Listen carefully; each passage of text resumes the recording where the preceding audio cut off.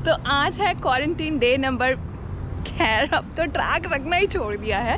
बस इतना पता है कि पिछले 2-2.5 महीने से घर पे बैठे हैं और अब तो यहाँ पे समर्स आ गई हैं जिसका हम पूरे 8-9 महीने से इंतज़ार करते हैं और अब लोगों ने बाहर निकलना भी शुरू कर दिया है। मैं भी बाहर निकलती हूँ, मैं दोपहर के टाइम बाहर निकलती हूँ। उसके 2 कारण हैं। पहला कारण तो सूर्य देवता जी बहुत अच्छे से मिलते हैं और दूसरा कारण लोग बहुत कम होते हैं। Anyways, coming to my video. Hello everyone. I hope आप सब लोग अपने घरों में होंगे, सुरक्षित होंगे। तो मैं अभी खड़ी हूँ बिल्कुल अपनी बिल्डिंग के बाहर।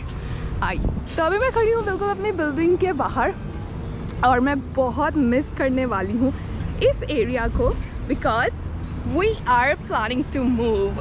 हम कहाँ जा रहे हैं, हम कब जा रहे हैं, हमने अपना बड़ा घर ले लिया है या नहीं, इसके बारे में भी हम डिटेल में बात करेंगे। लेकिन उससे पहले आपको ये एरिया तो दिखाना बनता ही है। तो मेरे बिल्कुल सामने है YMCA, सो लेट्स गो। सो अब हम आ गए हैं YMCA रिक्रिएशनल सेंटर है।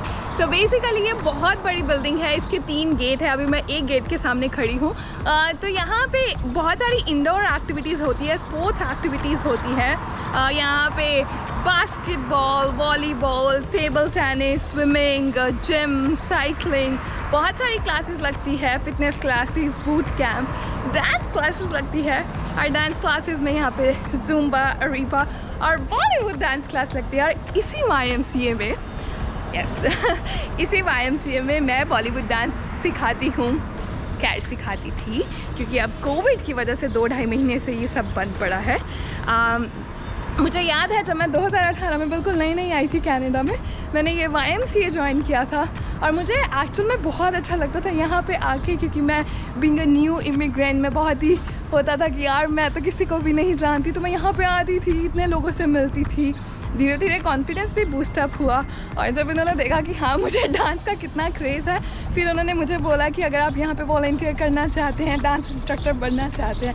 And I was like oh और क्या चाहिए।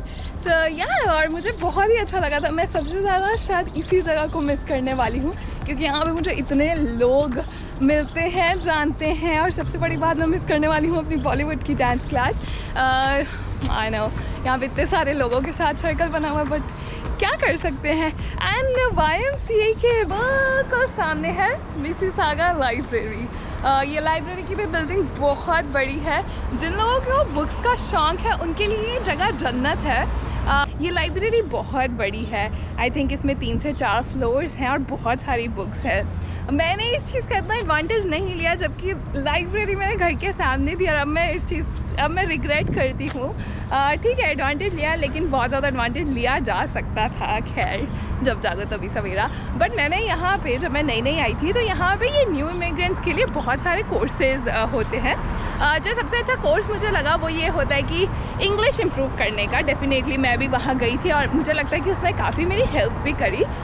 तो उसमें क्या होता है कि आप जाते हो और बहुत सारे इमिग्रेंट्स, ज़रूरी नहीं जो इंडिया से ही हो, जो बाकी कंट्री से, चाइना से, बहुत सारे इमिग्रेंट होते हैं। सब एक साथ बातें करते हैं, कॉन्वर्स करते हैं। तो एक्चुअल में पता लगता है कि हाँ आप कहाँ पे हो, आपको कितना इम्प्रूव करना है। वो बहुत हेल्पफुल रहता है। और यहाँ पे भी मेरा काफ़ी सर्कल बन गया था, काफ़ी दोस्त बनाए मैंने यहाँ पे भी। और अभी आप देखो तो ये बिल्कुल अभी भी लाइब्रेरी ही चल रही है। और अभी लाइब्रेरी के बिल्कुल साथ आप ये पाथ देख रहे हैं और अब आप सोचोगे कि ये पाथ ऐसे क्यों बना है। सो ये यहाँ पे अगर आप देखो तो एक्सेसिबिलिटी ऑफ डिसेबिलिटी एक्ट के अंदर आपको लग रहा होगा पता नहीं मैं क्या बोल रही हूँ, बट हाँ ये सिंपल लैंग्वेज में बोलूँ तो व्हील चेयर के लिए बनाया गया है। और यहाँ पे एक एक्ट होता है, आपको अपनी बिल्डिंग को एक्सेसिबल बनाना ही है व्हील चेयर्स के लिए। सो ये व्हील चेयर्स के लिए है। और ये जो है ये लाइब्रेरी की दूसरी साइड है। The library is here, Mississauga की लाइब्रेरी। और ये लाइब्रेरी के बिल्कुल साथ है सेलिब्रेशन स्क्वायर। सो सेलिब्रेशन स्क्वायर अगर आप लोगों ने मेरी पहले की वीडियोस देखी होगी तो आपने ज़रूर देखा होगा कि मैंने यहाँ की भी वीडियोस बनाई है। बेसिकली सेलिब्रेशन स्क्वायर एक बहुत बड़ा एरिया है और यहाँ पे हर फेस्टिवल मनाया जाता है। कितनी तरह के फेस्टिवल होते हैं मुझे यहाँ आके पता लगा। यहाँ पे एग्जीबिशंस भी लगती हैं। सो मेरा जो यहाँ का फेवरेट है वो है बॉलीवुड नाइट। और बॉलीवुड नाइट पे ये पूरी जगह बिल्कुल जैम पैक्ड होती है। और मैं 7 बजे आ जाती हूँ शाम के, जब बॉलीवुड नाइट होती है, रात के 12 बजे तक यही, क्योंकि घर के बिल्कुल सामने है। और सबसे बड़ा बेस्ट पार्ट मेरी बिल्डिंग वो रही, और उसकी बालकनी से भी मुझे यहाँ का सब कुछ लगता है। और आप जो ये एरिया देख रहे हो, समर में यहाँ पे पैर रखने की जगह नहीं होती, और इतनी सारी एक्टिविटीज़ होती है यहाँ पे। यहाँ पे ज़ुम्बा क्लास लगती है, और ओपन में ज़ुम्बा डांस करने का अपना ही मज़ा है। लेकिन अब कोविड की वजह से ये काफ़ी खाली है। अगर मैं सेलिब्रेशन स्क्वायर को एक कॉर्नर से शूट करूँ तो ये कुछ ऐसा दिखता है। काफ़ी बड़ा है, इवेंट्स होते हैं, and it's so so so beautiful. और सेलिब्रेशन स्क्वायर के जो ये साइड है, ये है स्क्वायर 1 एरिया। स्क्वायर 1 ओंटारियो का लार्जेस्ट शॉपिंग सेंटर है, और कनाडा का सेकेंड लार्जेस्ट शॉपिंग सेंटर। अगर मैं इस पूरे एरिया की बात करूँ ना, तो इसकी सबसे ज़्यादा ख़ास बात ये है कि ये एरिया में सब कुछ अवेलेबल है। अगर मैं अपनी बात करूँ, जब मैं नई आई थी तो मुझे ऐसा, मेरे लिए सब कुछ बहुत आसान था। अगर मुझे कुछ भी चाहिए होता था, मुझे ऐसे नहीं अपने हस्बैंड को, भाई मुझे ये चाहिए, I am waiting for you, पैदल जाओ, जो चाहिए लेके आओ। शॉपिंग मॉल, आपको कुछ भी चाहिए, आपको राशन चाहिए, आपको कपड़े चाहिए, कुछ भी चाहिए, शॉपिंग मॉल है, जो मर्जी चाहिए लेके आओ। अगर आपको एंटरटेनमेंट चाहिए, आप बोर हो रहे हो, तो सेलिब्रेशन स्क्वायर में हमेशा कुछ ना कुछ रहता है। अगर आपको फिटनेस फ्रीक हो, आपको फिटनेस से रिलेटेड चाहिए, आपके सामने YMCA है। अगर आपको अपनी रिसर्च करनी है, कुछ पढ़ना है, लाइब्रेरी आपके सामने है। आपको बैंक का कोई काम है, बैंक आपके साथ है। सो आई डोंट थिंक ऐसा कुछ भी है जो यहाँ पे नहीं है इस एरिया में, इसीलिए ये मेरा फेवरेट एरिया है। एंड नाउ अब चलते हैं अपनी बिल्डिंग की तरफ। तो अब मैं आ गई हूँ अपनी बिल्डिंग के बाहर। तो जो सबसे बड़ा एडवांटेज ही रहता है वो रहता है यहाँ की सिक्योरिटी।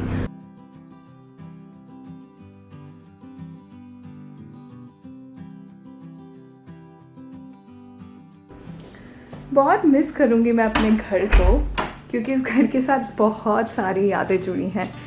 मैंने इस घर के एक होम टूर भी बनाया था, अपार्टमेंट टूर, शायद आपने देखा भी होगा। और उससे भी ज़्यादा मैं मिस करूँगी इस विंडो से बाहर का नज़ारा, जो मुझे बहुत ही अच्छा लगता है। तो अब आप सोच रहे होगे कि जब सब कुछ सही है तो हमें नया घर क्यों चाहिए, हम यहाँ से मूव क्यों करना चाहते हैं? तो उसके 3 कारण हैं। तो जो सबसे पहला कारण ये है कि मेरे पेरेंट्स इन लॉ मूव कर रहे हैं, तो हमें एक बड़ा घर चाहिए, क्योंकि इस घर में सिर्फ एक ही बाथरूम है और एक ही रूम है। और उनके साथ साथ हमारे छोटे नवाब साहब, जिनका नाम है टॉरो सिंह, टॉरो हमारा पग है, वो भी साथ में आ रहे हैं। तो डेफिनेटली वो कॉन्डो में तो नहीं रहेंगे। दूसरा कारण ये है सोफा देख रहे हैं, इसके पीछे प्रिंटर छुपाया गया है क्योंकि प्रिंटर रखने की जगह ही नहीं है। और अगर मैं बात करूं ट्राइपॉड की, तो उसके साथ भी कुछ ऐसे ही बिहेव किया गया है, बेचारे को एज अ शो पीस रखा गया है। लॉन्ड्री के ऊपर तो पता नहीं हमने क्या क्या रखा हुआ है, हमारे सारा स्पोर्ट्स का सामान। लॉन्ग स्टोरी शॉर्ट, हमारे पास सामान ज़्यादा है और जगह कम।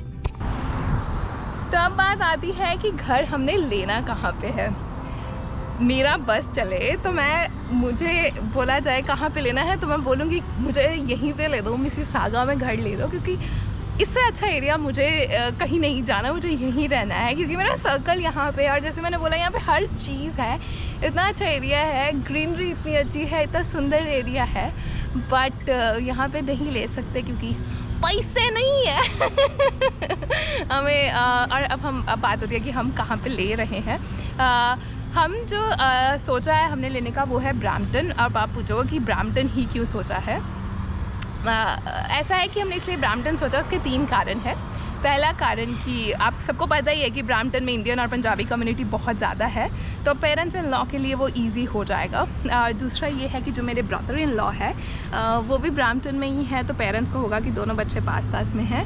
और तीसरा कारण ये है मिसिसागा में घर नहीं अफोर्ड कर सकते, बहुत महंगे तो तीसरा कारण ये है कि ब्रैम्पटन में घर थोड़े से कंपैरेटिवली थोड़े से ठीक है। और यहाँ पे अब आप पूछोगे कि घरों के प्राइसेस क्या है, और घर कैसे क्या होते हैं। तो अगर मैं घरों के टाइप्स की पहले बात करते हैं, फिर प्राइस के बारे में बात करते हैं। अगर मैं इंडिया की बात करूँ तो हम सिंपली 2 तरह के घरों में डिवाइड करते हैं। एक हम करते हैं अपार्टमेंट और एक हम करते हैं घर, जिसे हम कोठी भी कहते हैं। यहाँ पे भी वही चीज़ है, लेकिन घरों की थोड़ी सी आगे टाइप्स आ जाती हैं। अब आप सोचोगे कैसी टाइप्स। तो घरों में 3 तरह के घर आते हैं, सेमी डिटैच्ड, डिटैच्ड और टाउन हाउस। तो सबसे पहले हम बात करेंगे टाउन हाउस की। टाउन हाउस क्या होते हैं? टाउन हाउस होते हैं एक ही जगह पे बहुत सारे घर बिल्कुल एक जैसे जो होते हैं और सबकी दीवारें कॉमन होती है। और ऐसी बात नहीं है, टाउन हाउसेस पे बहुत सुंदर होते हैं।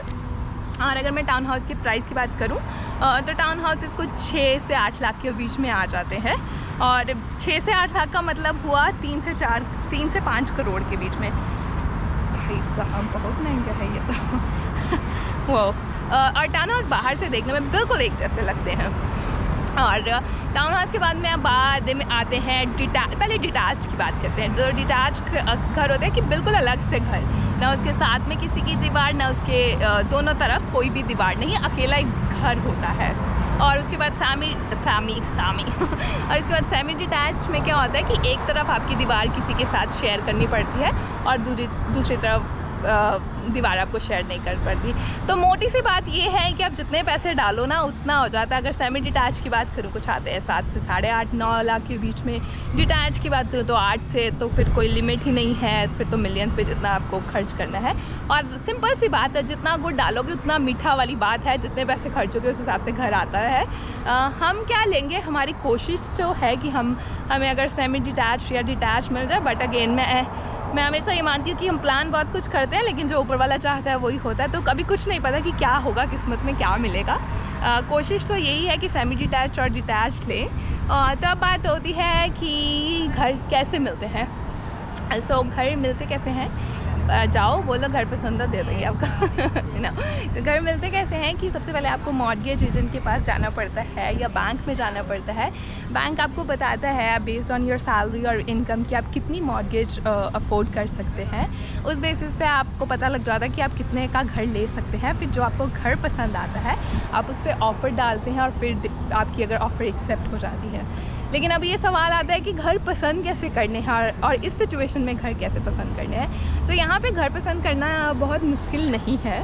आपको ऑनलाइन सब कुछ मिल जाएगा। आपको एरिया सिलेक्ट करना है, आपको अपना रेंज सिलेक्ट करना है, आपको क्या प्रेफरेंस है। जैसे हमारी प्रेफरेंस है कि हमें गो स्टेशन के पास मिले, वो आप सब कुछ कर दीजिए तो आपके पास आ जाता है कि आपके पास क्या क्या ऑप्शन है। उस ऑप्शन में आप वहाँ पे जाओ और सब कुछ अवेलेबल है। यूट्यूब की वीडियोस होती है, 3D में घर दिखने को मिलते हैं, आप सब कुछ देख सकते हैं। और एक्चुअल में ऐसा लगेगा कि वो बड़ा ही अच्छा एक्सपीरियंस है कि आप एक्चुअल में घर पे ही हो। इतना अच्छा एक्सपीरियंस है वो घर देखने का। तो जो घर आपको नहीं पसंद आप उसको आउटरेटली रिजेक्ट कर दीजिए, जो पसंद है उसको विश लिस्ट में डाल दीजिए। जो शॉर्ट लिस्ट है वो आप जाके देख सकते हैं। तो अगर आपने नोटिस किया होगा कि पिछले मार्च में मेरी वीडियोस नहीं आई थी क्योंकि हम घर देखने में बिजी थे। तो प्लान तो यही था कि हम मार्च अप्रैल में शिफ्ट करेंगे, लेकिन हमारे प्लान करने से तो कुछ होता ही नहीं है, ये तो ऊपर वाले के हाथ में है। तो अभी हम बस वेट कर रहे हैं कि एक बार इकॉनमी खुले तो हम देखें। और खैर to be very honest, economy खुलने के बाद भी बहुत सारी चेंजेस होने वाली हैं। जॉब्स पे इफेक्ट पड़ रहा है, यहाँ पे अनएम्प्लॉयमेंट बहुत ज़्यादा हो गया है। खैर उसके बारे में मैं एक अलग से वीडियो बनाऊंगी। लेकिन येस, मैं एक्साइटेड भी हूँ, इस जगह को मिस भी करूँगी, बहुत कुछ है मन में। बट जैसे भी होगा आपको तो अपडेट किया ही जाएगा। सो येस, जैसे भी होगा मैं आपको अपडेट करूँगी। And thank you so much for your love and thank you so much for watching my video. Keep spreading happiness, stay healthy, stay happy. Take care, bye.